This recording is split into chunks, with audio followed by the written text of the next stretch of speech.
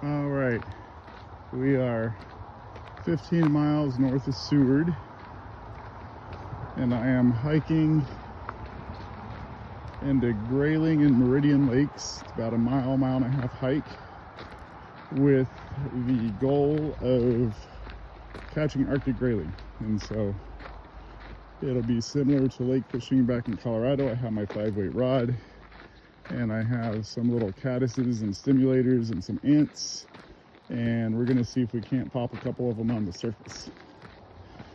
A few years ago, I tried to catch this same species in the Belly River in northern Montana and hiked in a pretty steep, uncomfortable trail for about 9 miles in and out, and didn't catch a single one. So my hope is that coming a little farther north to Alaska and fishing a lake that's full of them, that a mile and a half hike in and out will do the trick. So I'm gonna turn off the camera. I'll turn it back on when we're at the lake, and hopefully we have some luck this time. All right, so we have made it. It's about a mile and a quarter in to Grayling Lake, and I have it all to myself. I have seen no activity of fish on the surface, and there's portions of it where it's pretty shallow until you get pretty far out, but it looks silty underneath, so I'm not even going to challenge that. I did find a spot here where the bottom is rocky, and it's probably 3 feet deep, so I'm probably going to do a really foolish thing and get into this cold water and see if I can wade out, because as you can see, I got a lot of tree cover over my head. But I do believe once I get established, I can do a lot of roll casting. And I think my general plan is right now I have a small stimulator on. I haven't seen anything that looks like caddis. I've seen some other insects that makes me think a stimulator could work. And if that doesn't work, if I'm not getting anything or seeing anything on the surface, I do believe what I will do is I will throw on a strike indicator and drop a prince nymph maybe 2 feet below it and see if they're hunting underneath. And I think that's for a couple reasons. Number one, I've seen a number of eagles up in the trees. There are a lot of bears here, so I'll be talking to myself the whole time.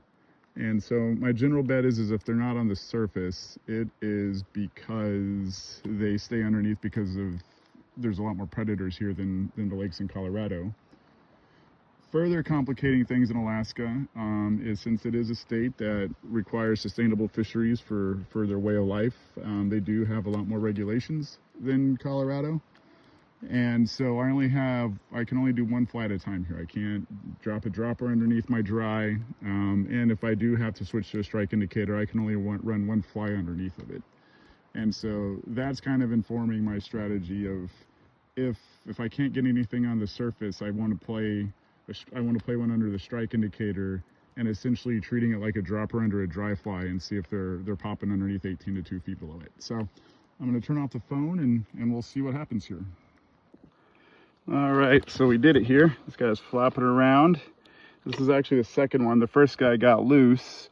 I got this guy on a prince nymph underneath the water and got myself an Arctic grayling. Here's what makes them really cool is they have these neat little fins that are really oh shit, he popped up.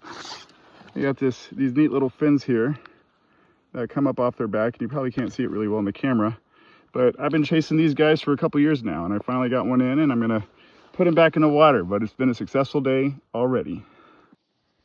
All right, so we just finished up at Grayling Lake. There's the one that I saw that I videoed with you guys, and then I got 6 or 7 more.